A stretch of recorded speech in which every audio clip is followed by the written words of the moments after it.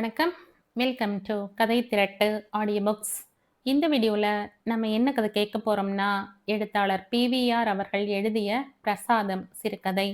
நம்ம சேனலை இது வரைக்கும் சப்ஸ்கிரைப் பண்ணாதவங்க சப்ஸ்கிரைப் பண்ணுங்க. பக்கத்தில் இருக்கிற பெல் ஐகானை கிளிக் பண்ணி ஆல்ங்கிற ஆப்ஷனை ப்ரெஸ் பண்ணுங்க. ஸோ தட் நான் போடுற கதைகளை உடனுக்குடனே நீங்கள் கேட்கலாம். வாங்க கதைக்குள்ளே போகலாம். ஆனந்தாவுக்கு இருக்கை கொள்ளவில்லை. பம்பாய் விமானம் பிற்பகல் 2:45க்குத்தான் வரப்போகிறது. நாதன் வீடு வந்து சேர 3:15 ஆகும். அவன் வந்து அவனுடன் சில வார்த்தைகள் பேசிய பிறகு 4:30 மணி ரயிலுக்கு புறப்பட வேண்டும். ஏன் இப்போதே அவள் அவசரப்பட வேண்டும்? அவள் கட்டிலில் இருந்து எழுந்து அறையின் உள்ளே வளைய வளைய வந்தாள்.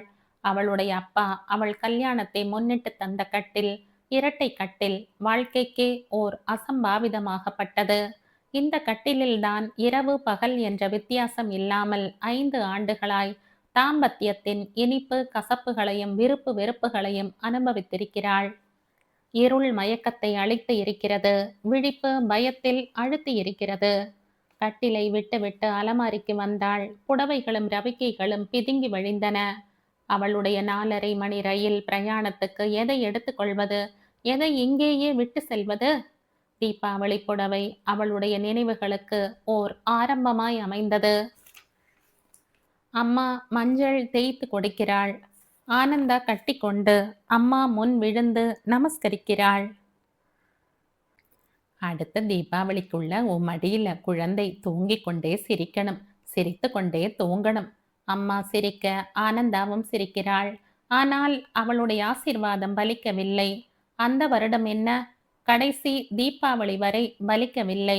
3ஆம் ஆண்டில் இருந்து சிரிப்பு குறைய ஆரம்பித்தது.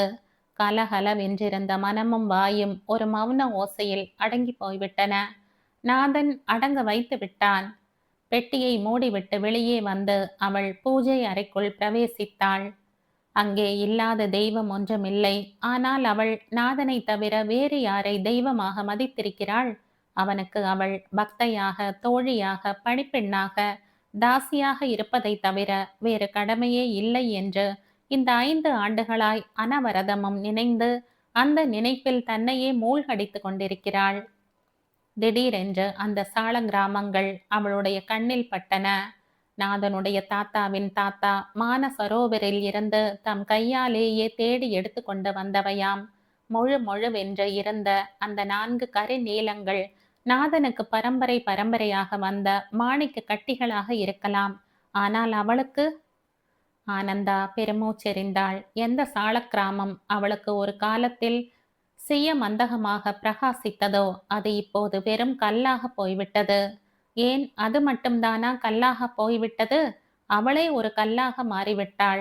4 கற்கள், ஒரு புனிதமான கற்குழு அவளை கல்லாக்கிவிட்டது. கல்யாணமாகி வலது காலை வைத்து அவள் கணவன் வீட்டினுள் புகுந்த அன்று நாதன் கர்ம சிரத்தையோடு பூஜை அறைக்கு அவளை அழைத்து சென்றான். இந்த பூஜை அறையை பார் ஆனந்தா, எல்லாம் 50 வருஷமாயிருக்கிற படங்கள், பூஜை பாத்திரங்கள். ஆனால் இதோ இந்த சால கிராமங்கள் இருக்கே, அதுக்கு வயசே கிடையாது. என் தாத்தாவுக்கு தாத்தா நடந்தே போய் எடுத்துண்டு வந்தது. ரொம்ப அழகா இருக்கு, தெய்வீகமா இருக்குன்னு சொல்லு ஆனந்தா. தெய்வீகமா இருக்கு. அப்பா போனப்புறம் ஒரு நாள் விடாம நான் பூஜை செய்கிறேன். ஊர்ல இல்லாதப்போ? கழுக்கென்று சிரித்து கொண்டே கேட்டாள் அவள். அப்பா மட்டும் சாஸ்திரிகள் வந்து பண்ணுவார். ஒரு நாள் பூஜை தவறினால் கூட அம்மாவுக்கு கோபம் வந்துவிடும். நான் தெய்வத்தை நம்புகிறவள்தான். ஆனால் இப்படி மூர்க்கத்தனமாக பூஜை செஞ்சாத்தான் பலன் கிடைக்கும்னு நம்ப மாட்டேன். கொஞ்ச நாள்லயே உனக்கு தானா நம்பிக்கை பிறக்கும் பாரேன். பிறந்தா சரிதான். ஆனந்தா, எங்க பரம்பரையில ஒரு சாபமோ இல்ல வரப்பிரசாதமோ தெரியல. எல்லாருக்குமே ஒரே ஒரு பிள்ளைதான். பரம்பரை சங்கிலி வளர பிறந்திருக்கு. தெய்வமே முன் நின்னு ஃபேமிலி பிளானிங்கை நடத்தி வச்சிருக்கு. ஆனந்தா சிரித்தாள். அவளுடைய சிரிப்பு அவனுடைய ஆத்திரத்தை கிளறியது. நான் ரொம்ப சீரியஸா ஒரு விஷயம் பேசுறேன். சரி, நானும் என் மூஞ்சியை சீரியஸா வச்சுக்கிறேன். சொல்லுங்கோ. என் கொள்ளு தாத்தாவுக்கு தாத்தா ஒரே பிள்ளை. தாத்தாவுக்கு உங்க அப்பா ஒரே பிள்ளை. உங்க அப்பாவுக்கு நீங்க ஒரே பிள்ளை. உங்களுக்கும் ஒரே பிள்ளைதான் பிறக்கணும், அதுதானே? ஆமாம். இது எப்படி நம் கையில இருக்கு? நீங்க நம்புற தெய்வம்தான் கடைக்கண் பார்க்கணும். பிறக்கறதெல்லாம் பெண்ணாகவே போயிட்டால் நமக்கு பிள்ளை பிறக்கும் என்கிற நம்பிக்கை எனக்கு இருக்கு. ஏன் தெரியுமா? இந்த சால கிராமங்கள் பரம்பரை பரம்பரையா வந்தது. பரம்பரை பரம்பரையா பூஜை நடந்துண்டு வந்தது. இது ஒரு முடிவில்லாம தொடரும். அவனுடைய உணர்ச்சி பிரவாகத்தைக் கண்டு ஆனந்தா அயர்ந்து போனாள். ஒரு பெரிய விஞ்ஞானி என்ற பெயர் எடுத்தவன் ஏன் இப்படி தர்க்க ரீதியாக பேசாமல் நம்பிக்கை வெறியுடன் பேசுகிறான்? நீங்க சென்டிமெண்ட்டுக்கு ரொம்ப இடம் கொடுக்கிறேள். என் அப்பா சாகறதுக்கு 5 நிமிஷம் முன்னால சொன்னார். ரங்கா, சாலக்கிராமத்தை உன்கிட்ட ஒப்படைக்கிறேன். இனிமே அந்த சொத்து உன்னோடது. அப்புறம் நீ அதை உன் பிள்ளைகிட்ட கொடுக்கணும்னு. அவர் நான் தழுதழுக்க சொன்ன வார்த்தைகளை என்னால மறக்கவே முடியாது. ஆனந்தா பதில் பேசவில்லை. எனக்கு இப்ப வயசு 30, உனக்கு 25. வயசு தள்ளி கல்யாணம் ஆகிறவர்களுக்கு எவ்வளவுக்கு எவ்வளவு சீக்கிரம் குழந்தை பிறக்கிறதோ அவ்வளவுக்கும் நல்லது. உங்க பிளான் என்ன? I want a son. குழந்தை என்ன நம்ம கடையிலயா போய் வாங்குகிற பொருளா? அது எனக்கு தெரியும் ஆனந்தா. எனக்கு எங்க பரம்பரை மரத்துக்கு ஒரு புது விழுது வேண்டும். அவனுக்கு 7 வயசாகிற போது உபநயனம் நடக்கும். நான் பூஜை செய்கிற போது அவன் என் கூட உட்காருவான். அப்புறம் அப்புறம் நான் வயசாகி கிழவனாகி ஒரு நாள் போகிற நிலை வர்றபோது என் பிள்ளைகிட்ட இந்த சால கிராமங்களை கொடுப்பேன். நம்ம வம்சம் தொடரும். நம்ம வம்சம் என்ன ரகு வம்சமா இஷ்வாகு வம்சமா?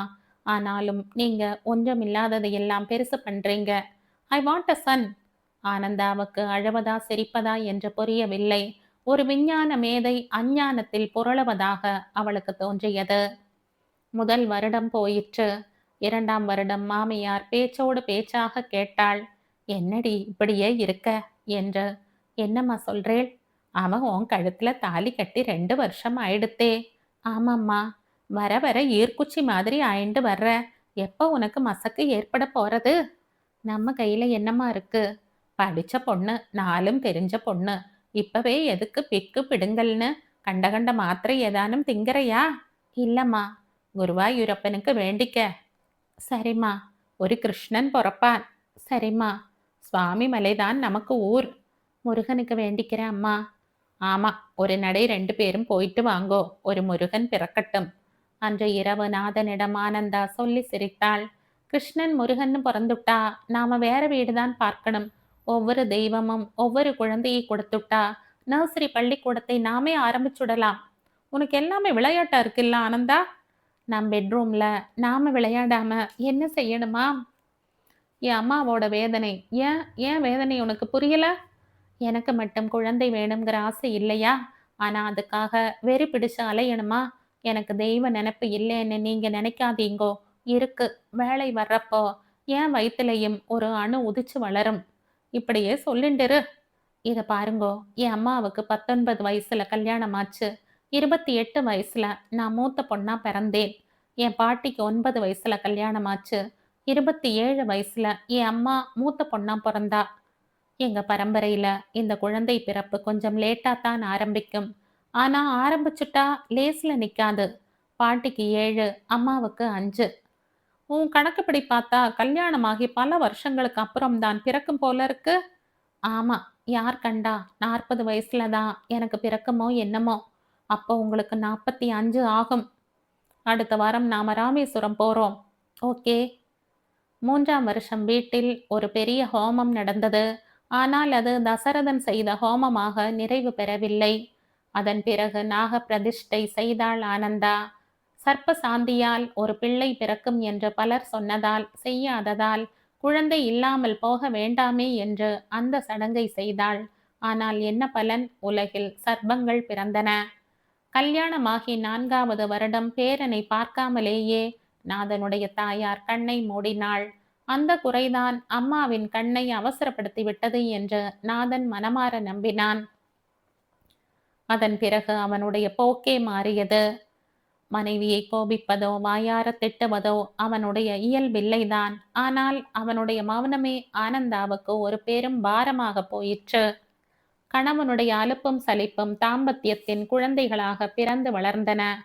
ஆனந்தா, நாளைக்கு நாம பெங்களூர் போறோம். கோயிலா? இல்ல டாக்டர். எதுக்கு டாக்டர்? எனக்கு தெரிஞ்ச பெரிய லேடி டாக்டர் அங்க இருக்கா. என் ஃப்ரெண்டோட வைஃப். அவ பார்த்து என்ன சொல்லப் போறா? உன் உடம்புல ஏதானும் கோளாறு இருக்கான்னு. இருந்துட்டா, மேற்கொண்டு என்ன செய்யறது என்பது பற்றி முடிவு எடுப்பேன். என்ன முடிவு? அத அப்புறம் சொல்றேன். இப்பவே சொன்னாத்தான் நான் பெங்களூர் வருவேன். எனக்கு என் பரம்பரை தொடர வம்சம் விளங்க ஒரு பிள்ளை வேண்டும். கிடைக்கலன்னா, கிடைக்க வழி தெரியும் எனக்கு. எனக்கு புரியறது. என்கிட்ட கிடைக்க முடியாததை வேற ஒரு இடத்துல இருந்து பெற்றுக்கொள்வீர்கள். அப்படித்தானே? ஆமாம். நான் ஒண்ணு கேட்கட்டுமா? கேளு. உங்க உடம்ப ஏற்கனவே யாராவது டாக்டர் பரிசோதித்து விட்டாரா? எனக்கு என்ன உடம்பு? எனக்கு மட்டும் தான் கோளாறு இருக்கலாம்னு நினைக்கிறீங்களா? எங்க பரம்பரையில யாருக்கும் இல்ல. என் பரம்பரையில இருந்திருந்தா நான் எப்படி பிறந்திருக்க முடியும்? இது வீண் விவாதம். மெட்ராஸ்லயே பெரிய பெரிய லேடி டாக்டர்கள் இருக்கா. எனக்கு பெங்களூர் டாக்டர் தான் பிடிச்சிருக்கு. ஓகே, ஒரு கண்டிஷன். என்ன? நீங்களும் உங்க உடம்பை டெஸ்ட் பண்ணிக்கணும். 7 நாள் டெஸ்ட். அவள் தோல்வி அடைந்தாள். ஆனால் அவளால் நம்ப முடியவில்லை.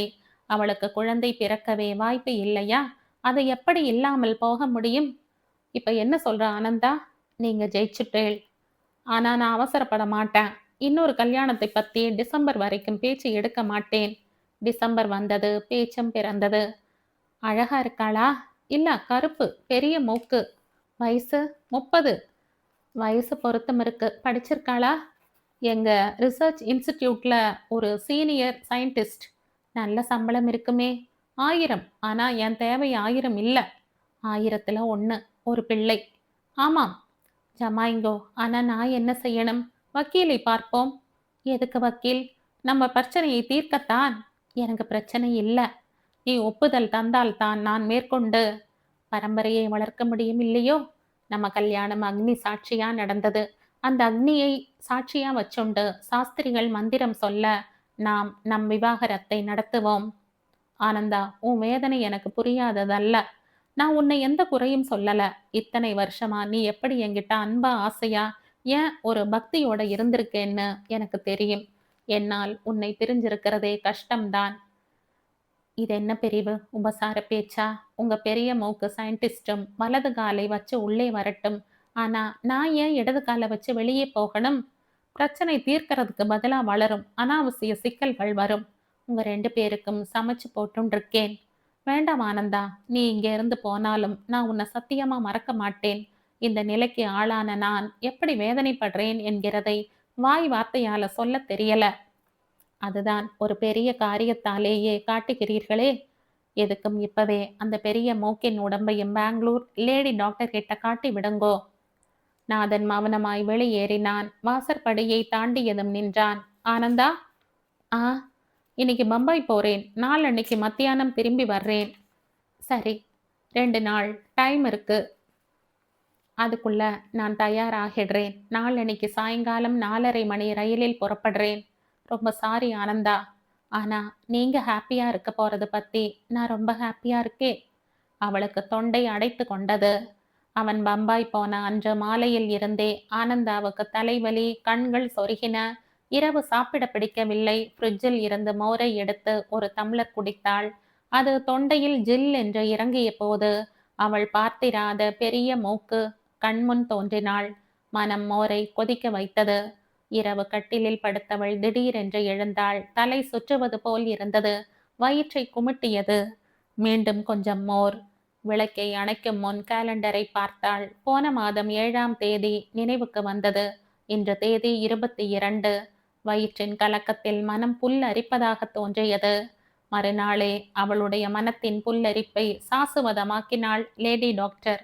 அவசர அவசரமாய் வீடு திரும்பிய ஆனந்தா நேரே பூஜை அறைக்குள் பிரவேசித்தாள். எல்லா தெய்வங்களுக்கும் விழுந்து விழுந்து நமஸ்காரம் செய்தாள். சாலக்கிராமங்களை எடுத்து கண்ணில் ஒற்றிக் கொண்டாள்.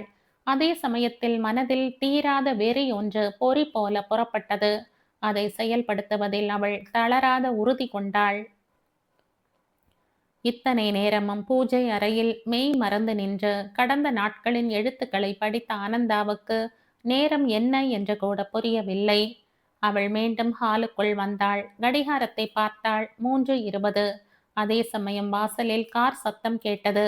அவசர அவசரமாய் படுக்கை அறைக்கு சென்று ஏற்கனவே தயாராக்கி வைத்திருந்த பெட்டியை எடுத்துக்கொண்டு திரும்பினாள். ஹலோ ஆனந்தா, என்ன இது பெட்டியும் கையுமா நிக்கிற? உங்ககிட்ட சொல்லிட்டு போக காத்திருக்கேன். 4:30க்கு தானே வண்டி, நான் டிராப் பண்றேன். பஸ்ஸிலோ டாக்ஸியிலோ போய்க்கொள்றேன். வரட்டுமா? I am sorry Ananda. You will be really sorry. அவள் சிரித்தாள். சிரிப்பில் அவள் வெறுப்பு பூத்தது. என்ன சொன்ன ஆனந்தா? நீங்க இத்தனை நாளா கேட்டுருந்த பிரசாதம் கிடைச்சுடுத்தோ? புரியல. உங்க பெங்களூர் லேடி டாக்டர் கூட தப்பை செய்திருக்கா. அந்த பெரிய மூக்குக்காரியிடம் எதை நீங்க எதிர்பார்த்து இப்ப என்னை ஊருக்கு அனுப்புறீங்களோ அதை எனக்கு அம்பாள் கொடுத்துட்டா. ஒரு கணம் சிலை போல நின்றான் நாதன். நிஜமாவா சொல்ற? என்று அவளை நெருங்கினான். எட்ட நில்லுங்க. இனிமே நீங்க என்னை தொட வேண்டிய அவசியமே இல்ல. ஆனந்தா? ஆனந்தா இப்ப 4:30 மணி வண்டியில சேலம் போறா. 9 மாசத்துக்கு அப்புறம் அவ வயிற்றிலிருந்து ஒரு பிரசாதம் உங்க பரம்பரை தொடரை வளர்க்கும். சங்கிலியின் ஒரு வளையம் கீழே விழும். அது அவகிட்டயே வளரும். அதுக்கு 7ஆம் வயசுல அவள் உபநயனம் செய்து வைப்பாள். அப்புறம் பிரம்மச்சாரியின் தேஜஸோட தன் அப்பாவுக்கு பக்கத்தில் அமர்ந்துண்டு சாலக்கிராம பூஜையை தொடங்க கொடுத்துட்டு போவா. ஆனா அப்பாவோட மூர்க்கத்தனமான மூட நம்பிக்கை அவன் மனசுல ஏத்தப்படாது. ஏன்னு கேட்டா ஆனந்தாவுக்கு இன்னைக்கு இருக்கிற நிலை அவனோட மனைவிக்கு ஏற்படப்படாது. இதுக்கு சம்மதமானா ஆனந்தாவின் புள்ளை சாலக்கிராம பூஜைக்கு பரம்பரை சங்கிலியின் கடைசி வளையமா விளங்கும். ஆனந்தா, எங்க போற? உங்களுக்கு வேண்டியதை நான் தருவதுன்னு நிச்சயமாயிடுத்து. இனிமே எனக்கு இங்க வேலை இல்லை. ஆனந்தா? அவள் குத்திட்டு நிற்க, அவனுடைய கண்களை மூடின நீர் திரையின் ஊடே பார்க்க, அவள் ஒரு பெட்டியுடன் அமைதியின் கோலமாக, மௌனத்தின் கீதமாக நடந்து போய்க் கொண்டிருந்தாள்.